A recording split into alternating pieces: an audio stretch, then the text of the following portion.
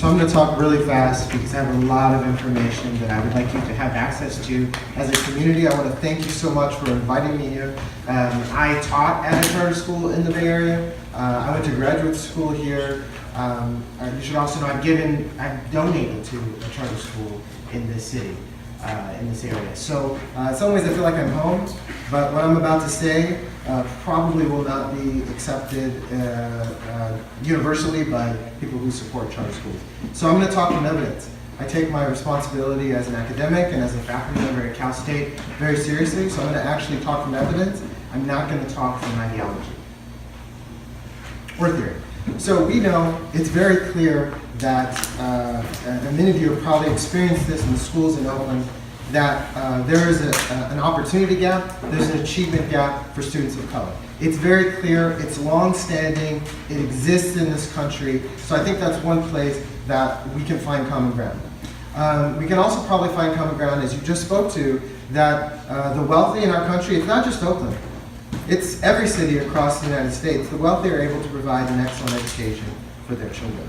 We don't have to go to Finland, we don't have to go to Singapore or Korea to see that. All you have to do is to go across the river, go across the highway, go across the railroad tracks. It just depends on which city. Here it's across the bay, right?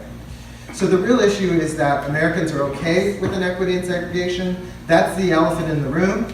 And therefore we're always talking about charter schools and Teach for America and vouchers and all this other stuff, because we as Americans are okay with what this gentleman just said. We're okay with inequality. And we have to look very carefully in the mirror when we wake up in the morning, because that's really what's happening. But as a sort of sidetrack to this conversation about inequality in our country, we're now talking about market-based reform. That takes many forms: vouchers, charter schools, school impact bonds, which is their latest idea that you'll start hearing a lot more about because it's an ESSA. Essentially, banks fund school reform, and if it works, they receive more money from communities. Yeah, we're going to hear a lot more about this. I'm not going to talk about it today, but this is their new idea. Okay, so market-based reform, there's a lot of claims out there. We've seen the privatization of educational services, busing, cafeterias, these sorts of things.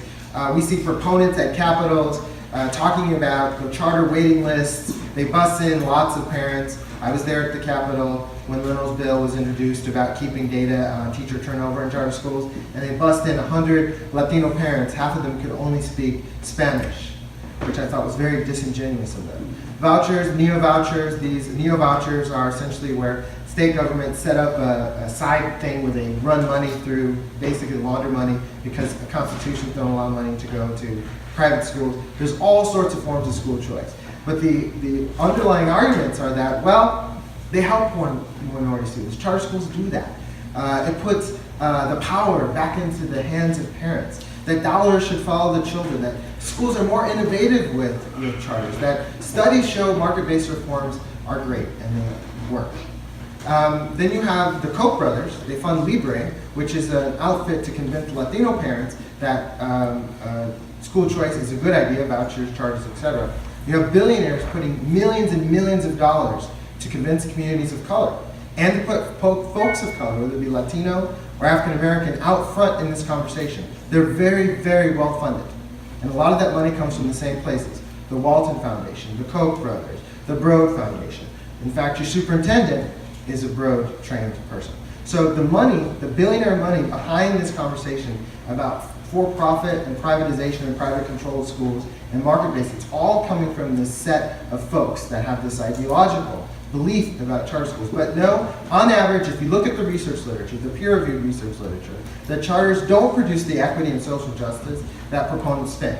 I actually asked 10 of the top researchers in the nation on this, and they gave me a list of all the different studies that show the problems in the charter sector. And I can give that to you.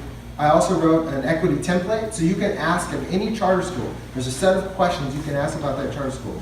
Are they about equity and access? So it's a charter research template that communities can use. That's on my blog, Cloaking Inequity. Second, what's really interesting about school choice is that it's provided this motley alliance between privatizers, the Broads, the Waltons, the Gates of the world, and traditional civil rights proponents. But it's not, that alliance is not necessarily in the best interest of poor and minority kids. You see this happening in New Orleans, in Detroit, and they want it to happen here in Oakland. But so despite the current civil rights narrative of school choice and market-based reform, we need to go back to the birth of market-based reforms and understand what was the reason for their creation. Why were these things created? I understand that civil rights has been retread on top of it, but why did the people who invented these ideas do so? Here's why. Let me be the history professor just for a second. Milton Friedman, who later won the Nobel Prize in the 1970s, could be thought of as one of the godfathers of market-based reform. He thought that he argued in his academic work that there was less bureaucracy with market-based reform. The theory was that it involved less government, bureaucracy, and involvement. Second, parents would be able to choose. The market, the proverbial invisible hand, right, would ensure that quality schools would appear, and then parents would merely remove their kids if the school didn't work out for them. Now, when I talk about New Orleans, you'll see how that is relevant. So, did Friedman consider the impact of market-based reform on race? Remember, this is the godfather of market-based reform. Did he consider how it would impact race? Because we know what market-based proponents say about race, ethnicity, civil rights, right? And did he support the idea of public schools in its very essence, right? I know we're not debating whether public schools should exist here, but the people who invented market-based reforms, what did they think about that? And finally, what was his end game for public schools? What was Friedman, the godfather of market-based reforms? What was his end game? Well, he said, the ideal way would be to abolish the public school system. The people who invented the ideas of market-based reform, which is essentially creating an alternative system of charter schools, they understand vouchers and private schools, which you see in Chile and other places. The idea is to abolish the public role in education. That was why they invented these ideas. It wasn't about civil rights for them. In fact, their ideas for market-based reform is that market-based reform would create the segregation that they wanted. What Milton Friedman said is that privately conducted schools, and let's be real, a charter school is a privately conducted school because it's public money, but it's privately controlled. That's what we have to understand. In Puerto Rico, they're billions of dollars in debt. And so what they've done with a small bit of code, it said that all charter school teachers are now private employees. So just when you create an alternative system down the road, you can easily use legislation because now you've got an alternative system set up and it no longer has to be public. So I'm going to get to the Common Enrollment part because we actually know a lot about what happens in Common Enrollment from New Orleans. But quickly, a little more about Friedman. His market-based approaches is that the choice is often not with the parent. Charters actually do the choosing in markets. And I talked about that when I was here a few weeks ago, and I don't have the time to talk about how charters choose, but we can talk about that in private. Is it really less bureaucracy with choice and markets? Well, with OneApp or Common Enrollment, you actually are setting up a bureaucracy. And then, as you see with boards that are giving out charters, or the state board, etc., you actually involve politicians in the bureaucracy and politics of chartering schools. So the idea that there's less bureaucracy, 1 minute, much faster. Okay, I'm going to skip right to the good stuff. Here's what happened in New Orleans. OneApp process for them to choose schools, funded by the Wall Foundation. Walmart thinks this is a great idea. In the beginning, the relatively few preferred schools filled up right away. Now, has that changed over the years? Answer is no. Still, the Black and Latino kids in New Orleans still are choosing from C and D schools. So, started 5 years ago, 5 years later, same situation. You can see a brief from Network of Public Education about the data coming out of New Orleans. They're last and nearly last in every single educational indicator, which should not be receiving accolades. What parents want to do, they assume that parents will be able to move around, but with OneApp, you can't move the kids to the next year. So you're stuck in that school. You're stuck in a D or F school. This is how this system functions. Schools also require supplementary application. So they call it OneApp, but that's disingenuous because there's alternative pathways. Schools can require you to go to a set of seminars. They can require you to do extra applications. So OneApp actually means a couple of apps. It doesn't actually mean OneApp. So when you say Common Enrollment, if they create alternative pathways for the schools that are more elite or more high performing, and if parents can't jump through those hoops, then they don't have access to those schools, regardless of whether you call it OneApp or Common Application or whatever. This is how this functions, folks. This is the data. This is how this has been functioning for the last 5 years in New Orleans. A 2012 study by Dr. Ria Jabbar from Texas showed that these tactics, principals said they use these tactics to manipulate their student enrollment.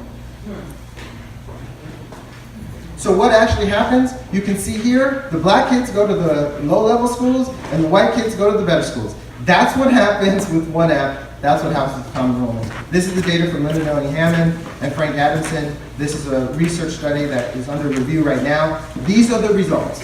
So we can talk about the ideology and what we hope for Common Application and what we hope for the OneApp, but these are the actual results when it's implemented after 5 years.